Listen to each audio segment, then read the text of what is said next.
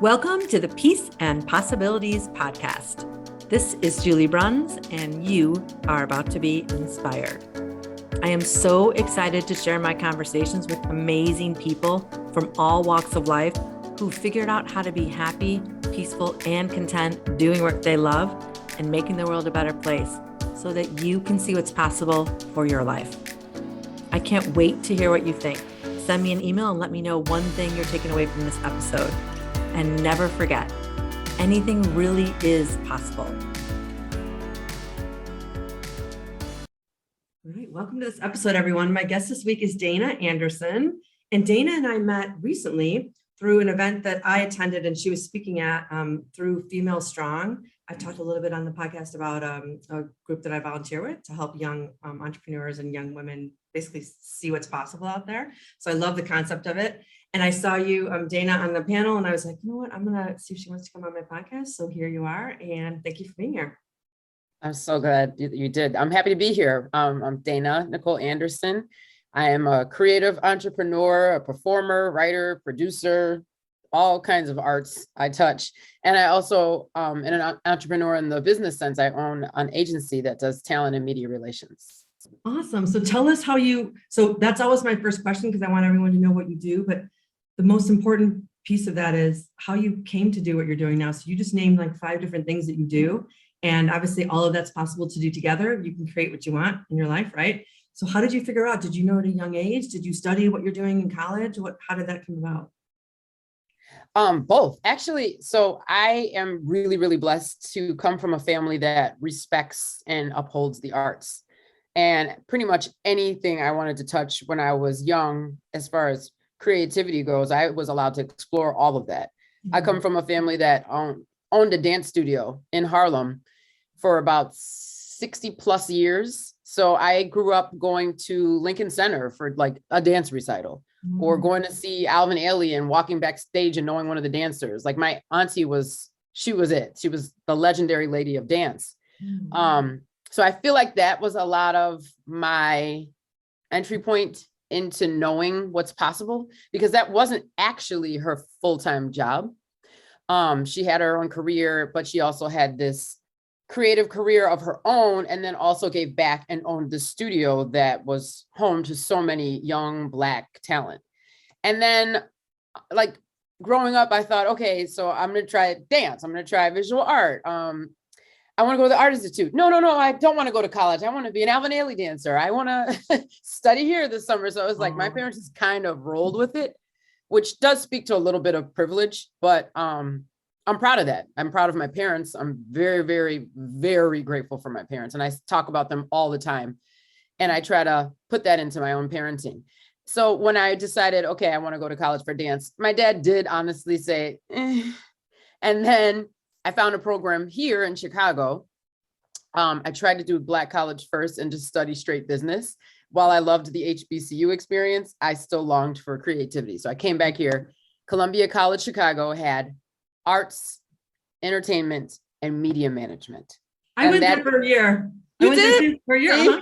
My first year. You either like went for a year and left, or you went somewhere and then decided to go there. Yeah, I left, and then I finished my business degree, but I was in advertising art, and it was just the people that were at that school were so unbelievably talented. Mm-hmm. And I came home and I said to my dad, there's no way I can compete with this. He's like, well, that's what you're there for. And I said, no, Dad, you don't understand. Like, they're all just a couple years older than me, and the stuff they're producing is insane. And in 4 years, when I go to get a job, this is who I'm going to be competing with. I don't have what they have. Like, I just knew I was creative, but I'm like, I don't have that level of talent. That was a really cool school. Did you graduate from there? Yeah, I did. I graduated. It gave me a lot of relationships with mentors. Like I had a teacher who took me to New York Fashion Week. I did the study abroad thing. I did the, what was it called? Semester in LA. And that was another one of those things too, like where I saw with you, like at that point, I thought I wanted to do wardrobe, basically tap dancing my way around everything, but being on camera or on stage again. So I studied all the other aspects of the business, which I'm glad I did, because I literally, with my agency, use my degree and use some of those relationships and maintain them every single day. Okay. But as an actor, it does serve me as an actor and a performer because I have great business chops as well as acting chops. So I'm very clear on what like ad agency executives are looking for in talent and all of the agreements and the nuances that go along with building yourself as a brand and as a business and becoming a go-to talent, because sometimes it is literally just I'm pointing at my voiceover stuff. It literally is just a quick call that they need a drop and a tag. And it's like, call Dana Anderson. But I couldn't be there if I didn't understand the importance of quality, like reliability, maintaining those relationships. I send thank you cards. I do all the little things, and that all comes with experience, instincts, I'll say, but also just really knowing that that experience I had at Columbia College was not, it was like a dress rehearsal. It wasn't just these people in the industry that weren't Dr. So-and-so. There's a reason I went to a school where everyone wasn't Dr. So-and-so. I was like, I got the hands of the professional world like placed on me like, okay, now here's what you're going to do. I love that concept of dress rehearsal, because you're right. If you're doing what you really want to do in college, it is a dress rehearsal for your real life, your working life, whatever it is. If you're not doing what you want to do, then you look at it and go, this is not what I want to do. Then you're in the wrong thing. Completely in the wrong thing. And if you're not, I'm not a huge person like you have to go to college, but I do find that even a year or two of college is going to give you better executive skills, time management skills, that kind of stuff that it is hard to hone in and groom that when you don't have the structure and the demands of college. Because when you're 18, 19 years old, you're not sitting there, and unless you're abnormal, you're not sitting there trying to figure out how to best manage my time. Right. You're like, what fun can I have with my time? Right. Yes. And how much you wish you had to not be in school or whatever it is. Yeah, I have one son in college and one that's already graduated, but yeah, the time management and the juggling all of the, whether it's you're in sports or arts or whatever, on top of your classes, maybe you're working a little bit too, but it really does teach you a lot of that stuff that you can't really just sit down and get mentored about. You just have to and experience it. Self-advocacy, right? Like we all know in college, we pulled a couple of stunts, like you didn't do the work and you decided to do something else. And you kind of got away with it if you knew how to say, hey, Mr. So-and-so, I just have been going through a rough time and I just didn't get it done. And if you're able to advocate for yourself at that age, like you're pretty much going to become unstoppable as an adult, because you got to be able to ask for more pay. You got to be able to ask for more vacation time. You've got to be able to ask for money if you're an entrepreneur, or ask for folks to work for you in a capacity that might be a little stretched beyond what you put on that job description. All of these are tools you start learning really, really early on in your educational career, that if you're not careful and you slack on them, you're a little bit behind when you talk about how you can compete. That sets you back a little bit, I have to say. Yeah. I was actually asked a question by a young, 20-something-year-old about negotiating salary. And I said, my first advice to you is get used to having this conversation, because you're going to have it for the rest of your career. This is the first time you're going to ask for a raise, but it won't, of first of 10, and you're always going to have to ask. Very rarely is someone ever just going to say, we're giving you this. That's been happening actually to my son, which is kind of funny. He just is getting them and not asking. And then the frustrating part is the woman going, do you mind is it okay if, can I have, I was thinking about, sorry to bother you, but I said, I wish I had known that in my 20s and to ask for more. And I didn't even learn it till I was in my 40s. But I said, do it now, and then just it's always going to be an uneasy conversation, but the better you can get at it, the easier it's going to be. And probably the less you're going to have to do it, because it's just going to be understood. It's the waiting. Waiting does not play in your favor with negotiating. You cannot tiptoe around stuff like that. It's got to be a clear-cut ask, and like you put it out there and you wait. Yeah, exactly. Thank you. So tell me about, you have this talent agency now, and you are doing all this entrepreneurial work and stuff, and you're doing artistic stuff too. I'm sure this is part of, you were saying all the different roles you have. Along the way, when you were in college and then figuring out, what you wanted to do with your life, and how did you continue to be peaceful and content and not discouraged as you were trying to figure out what you wanted? Not that you're that every day, but along the way, obviously to get where you are now, you had to be happy to some degree. Yeah, and I always, I don't think I always was. Like, I do find that now that I'm in my 40s, it's more of a default setting, right? Because doing the work to maintain peace and calm and advocacy for myself and all of that, like that's part of the ritual now. My mornings are my mornings. My daughter tried to disrupt just now, like, and I was like, ignore, not gonna happen. You should have asked for that this morning after mom finished her ritual. But growing into myself through my 20s and 30s, I got discouraged a lot. Like, I'm not gonna lie, like I bumped my head so many times. I was super resistant. I still am. But you wear yourself out, you wear yourself down, and you realize that some of the advice you were getting about not fighting so much or not being so resistant was actually in your favor and not an attack. And it was just somebody who probably saw themselves in you and they've been where you are. So I'm still receiving some of that feedback about, like, lower my resistance level or be more tolerant. And that has helped my peace. But I would not say that I was necessarily peaceful in my 20s, but what kept me in the space of my own joy, right, was staying creative. Anytime I had a job that was like more office driven, I always found some other way to spin it. Like, hey, do you want to maybe leverage me for marketing? Or I would turn like a straight sales gig into like a strategy, like something around where I would be consulting instead of just doing hard sales, because I really didn't like it. But I would always, like my first real estate deal was a $1.5 million commercial sale. Like, and I just like was pleasant it was a cold call, pleasant on the phone with the person. She actually was interested. I got some leadership, and like that type of thing just pisses people off. Like, right place, right time. Yeah.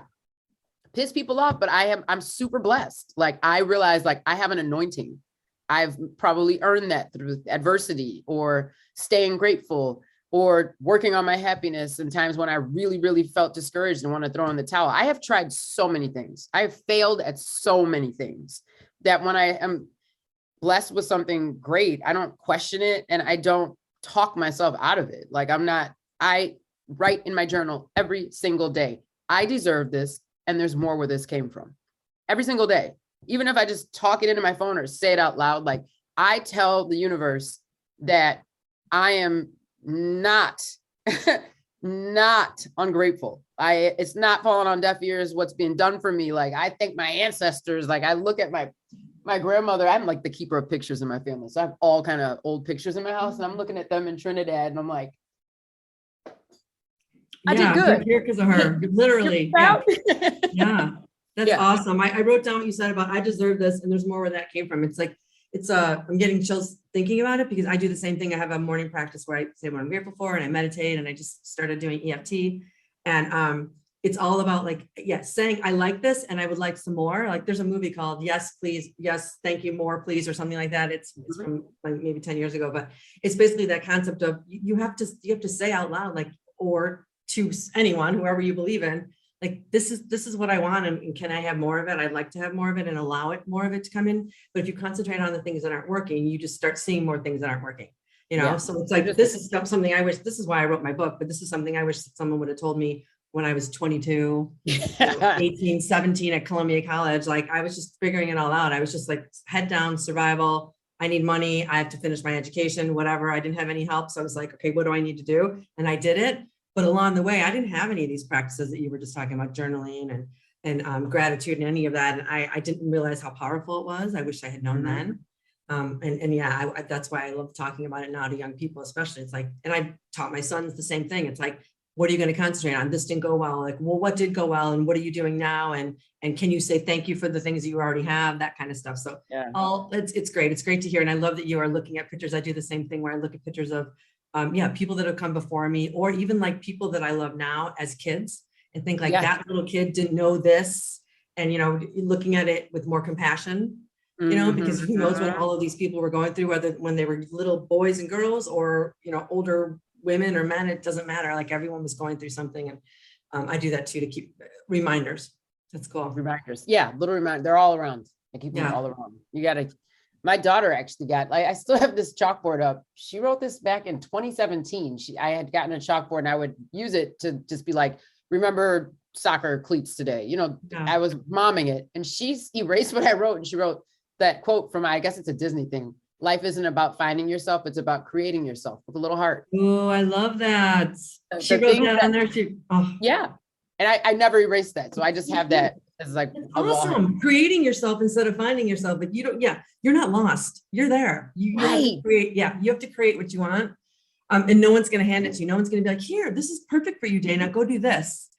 People will tell you what's not good for you, but very few people will say, right, this is exactly what you should be doing. And you have to figure it out for yourself and take what works and then dismiss the rest. And then, all right, I have tunnel vision. I'm going to go for the thing I said I wanted. And both of us are living examples of that, which is awesome. And that you're doing it for your daughter. I'm doing it for my sons and paving the way for future people to say, okay, and I love that it's all being talked about now more than ever. 5 years ago, even it wasn't hard. Yeah, people weren't talking about mindfulness and gratitude and being calm and all this stress it does to you, all the things stress does to your body. People were just like, just put your head down and work hard, and then eventually you'll be rewarded. It's like working hard's important, but it's not all there is. Oh, it is definitely it's a practice. It's a wheel. There's a whole, like, improv. The resistance thing you were talking about before is like, yes, and keeps all of that improv and sketch and stuff going. Like, you don't shut it down and just somebody throws out a line at you and you're like, no. Somebody or life throws you a line and you're like, yes, and I'll deal with that. I love that. I love that analogy. I mean, life is improv, isn't it? I always say life is a dance because that's my preferred, my first love, but yeah, for sure. We're just making this up as we go along. Mm-hmm. And once you think that you can't make anything up, and then you're just going to plan for everything, haha, that's what they say, like, make plans and then life laughs at you. It's like, it doesn't matter. You never know what you're going to stumble into. No, you don't. For that very reason. That's why I love these conversations so much. You just don't know what's going to come up. Okay, let's talk about advice you give. So even to your daughter, for young people, or anyone that's coming to your agency that wants to help and that you're working for clients, what advice do you give them when they say, well, I'm looking for this, or I'd really like to find meaningful work doing this? What do you say to people that are looking for either to start their own business or work that they want to really love and do? What do you say to them, like, when they're trying to find it and they ask? That's interesting. Well, I deal more in the brand and other big agency space. So in that vein, a lot of brands think that they want to do things because they think it's cool or it's the right thing to do, and it's performative. And my biggest client is actually a DEI department for a major, the number one mobility company in the world. They actually just made number one. And one of the great things I like about this client is that they come to us and say, I want to make an impact in this space, or with youth, or with women. And that's where I really get more savvy and ask more curious questions. Like, okay, so if you want to make a difference with women, is that writing a check to an organization that supports shelters? Because that's simple. And, that's not like it's not impactful, it helps. Okay. Or do you want to challenge yourselves to build a narrative and build a lasting impact? What you do today can evolve into something else tomorrow, and then next year, and build new leaders or build new women entrepreneurs. And then, like, once you start getting their juices flowing about, oh, what does that look like in 1 year, 2 years, 3 years, 4 years, 5 years? It's like talking to a kid about their future. Mm-hmm. No longer do they feel like just like a brand manager, or my client they have very strange titles. So someone who's like a VP is called like an analyst or whatever. So it's like, it's very strange. It's almost like when you go to foreign countries and they don't have titles on their business card for kidnapping reasons. It's a little different culture at this particular brand. But I love being very vague when I present and giving folks the space to really think through what they think they're thinking, mm-hmm. and then transform it into something that we actually have a plan. And that's like anything in life, to be honest. Like they literally are like curious little children once you throw a couple of sizzles at them, and it's like, this is what we could do. Or again, we go back to just writing that check, and that doesn't sound so sexy anymore. And now we have a story, we can pitch media, we can make out a plan for this to be the pilot year of this youth program. And then next year it's going to look like this. And then by year 3, it's that. Now families and community are impacted. And they're like, yeah, let's give you more money. Yeah. You're right. It's all about the story and the impact they want to have. And people will get more excited about that than just, like you said, writing a check. And sometimes that's enough, or that's whatever. Like you said, it is still important, but it's like, if you really want to have an impact, the check is not the thing. It's really not the thing. And if you're asking the right question, then you're getting them to reflect on what it really is, the impact they want to have, and then they can get excited about it. Yeah. So I mean, that totally transfers to what you would tell a 20-something and even a 40-something that says, like, I want to switch careers. Why? Do you want to just make more money so you can have more money in your life to like travel? Or do you really want to have an impact and do you want to work in a different industry because you want to have more meaning in your work? What is it? Right. And then it's like coaching. You're really it's coaching. That's exactly what it is. Yeah. You're kind of figuring out how to dig into the meaning making machine behind the request. And sometimes, like you said, you'll find that the person's like, yeah, I actually don't want to go back to school to make 6 figures. I really do kind of just want to be better at this. Yeah, that's awesome. I love that. Okay, so couple of questions. So there's 3 more questions I have for you. You can answer them in whatever order you want. They're easy. Is there anything you wish you learned earlier in your life or career? Oh. What's the greatest gift you offer the world every day? So what's the thing that you think has the most impact on people? Like, you have to brag. And then what's one thing you'll be taking away from our conversation today? I'll go in order because I think that's how my mind works. So the first question about something that I wished I'd learned earlier is what we were talking about, is like resist less, chase less, attract more. Ooh, I love that. None of this is made for us to always struggle. Adversity happens, but treat life more like the yes and of improv, and instead of like, no, I want it this way. Like, it's let it go. Attract more, resist less, attract more. I love that. Yeah. That chasing is just, that's so 20s. Yeah. And it doesn't, I'm in my 40s. Longer. And it takes longer. It's something I've been learning the last couple of years too. It takes longer. The more you resist, it takes longer to get what you want, instead of just starting to allow, attract, consider what you really want, get in that space and like let your body feel all those things you want. And then increasing your vibration. And then you're like, that vibration brings, my husband and I were just talking about this the other day, that vibration of that excitement and that all of that stuff makes people more attracted to you. And then it gets, all of a sudden you're like, wow, I'm allowing this and this person call me. It's like, why? Oh, because you changed how you were feeling about all those things. Yeah. That was so easy. Like, it's not magic, but that was that's it. That is it. Yeah. And so the greatest gift you offer the world every day. That's one of those ones where I'm, I know no one likes answering it. That was about to turn on, Dana. Calm down. Turn her off. So let me turn her off. The greatest gift I offer the world every single day. And I would say this is kind of a blessing and a curse for me, but my greatest gift is that I offer truth and transparency. And so something that I've grown, but I've also grown to learn, is something I can't always control how it lands on other people. I can grow in my delivery and how gentle I am, or if I can really assess if that truth and transparency is actually worth it, right? Worth it to share. Because some people don't want to transform. They don't want to change. They don't want to level up, and they don't really want to engage, right? Right. But as I've grown and I've learned that when it is worth it to me to advocate for myself or advocate for a community like young Black women or women entrepreneurs or for diversity, equity, and inclusion, when I tell the truth, if that's not received well by you, like if even just bringing up the conversation of diversity and inclusion is a rub for you, because I'll ask questions of that, like about that with vendors. How much of your staff is POC or BIPOC? Okay, so if I do this, will I be able to support a young Black staffer to learn this camera technique or whatever? Like, I ask those questions. I attended a mastermind. If I spend $7,000, am I going to be in a room with other people that look like me too, a couple here and there at least, or am I going to once again be paying to be the only Black woman in the room? If that bothers you that I asked that, then we're not on the same page. We're not aligned, because that shouldn't bother you. It should actually make you look around you and be like, how homogeneous is my world? And what can I do to shift that given where the world is headed?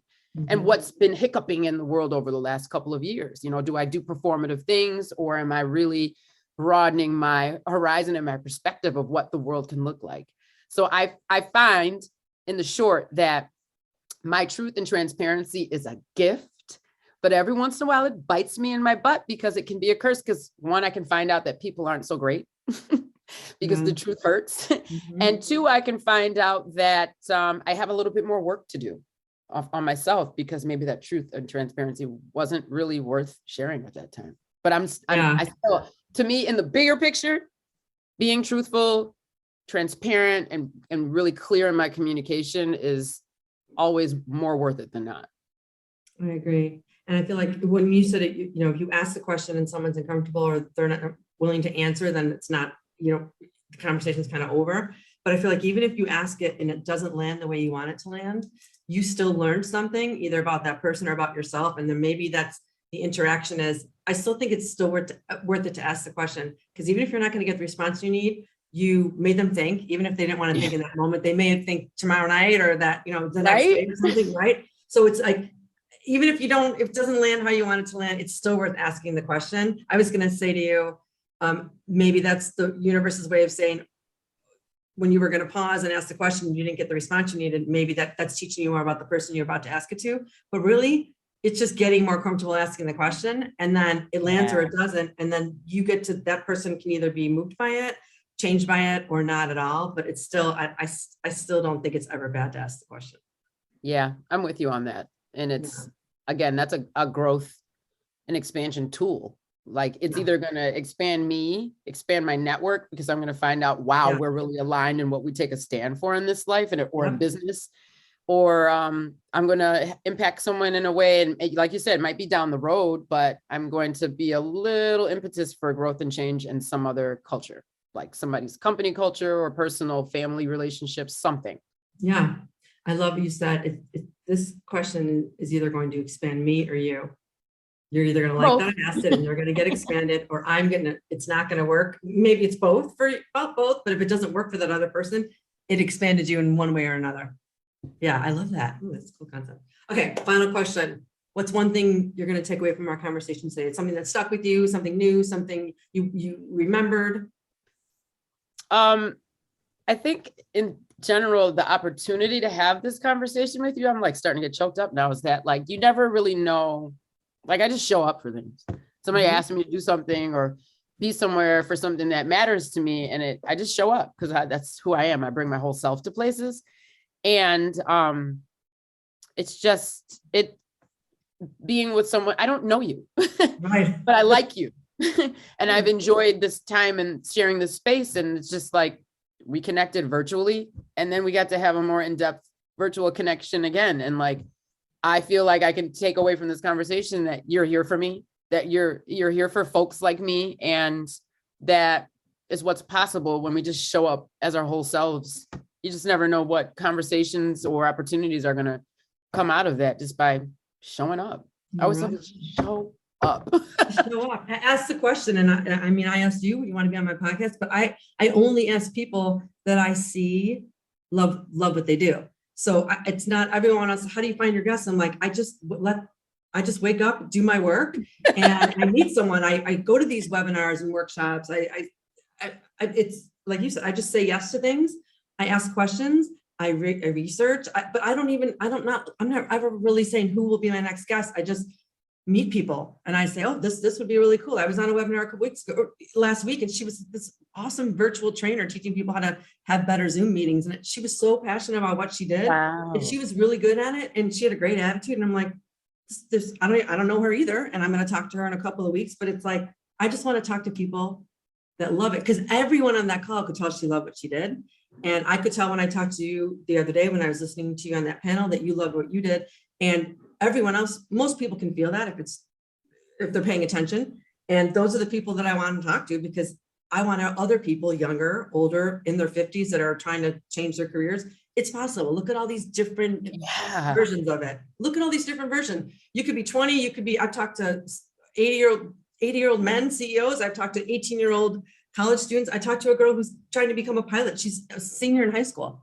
You know, everyone's, yes, but everyone is trying to do something really cool and figure out how to have a happy life. And whenever I meet someone that's already doing it, I'm like, okay, this is more proof.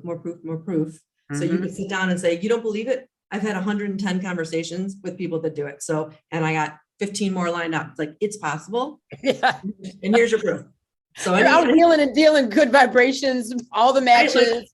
Here's all the proof you need. So don't tell me that it's not possible. Right. Here's the proof.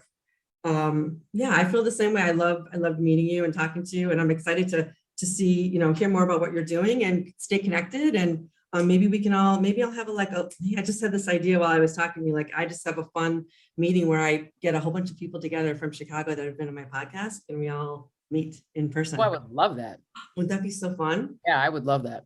Yeah, I mean, I would love it. Yeah, so I think I'm going to do that. I'm going to put that on my radar for this summer. Okay. I'm in. Count me in. Yes, and. So people want to. So you do brand stuff for companies. Do you do one-on-one things at all? Do you do coaching? I do. Okay. Someone wants to get a hold of you. How do they get a hold of you? So my website is danananderson.com, and that's like my home for all the things. Okay. And it's easy to send a contact form in through there. It talks a little bit more about what I do as far as consulting goes and what my company does. I keep my company website a little bit more stripped down, but all our credentials are there and the clients and brands we work with. And on socials, like I'm one of those people that responds to DMs. I mean, unless you're inappropriate. So anyone can find me at They Call Me DNA, Dana Nicole Anderson. So I'm at They Call Me DNA on Instagram, TikTok, Facebook, I think. all the ones I touch. So people can send me a message there, but yeah, I'm always keeping my eyes open for opportunities to connect and find humanity and create space. You know, I have my boundaries, but as a creative, I'm always studying human behavior and interactions. So it's like a natural place for me to hold conversations with folks. So if it's even just an inquiry, I'd like to dig in and just see like where you at and where you want to go. Maybe I'm not the person, but go here, you know? Yeah, be open to it. I have a final question for you. It's not, you didn't know about it. Tell me about the beautiful tattoo on your chest. Oh, so this is actually henna. I have that beautiful, when social media Indian? works. Is that henna is Indian? Is it like, right? Yeah. Hindu? Is it, what is that? Tell me. Henna. I don't know all of the background of it.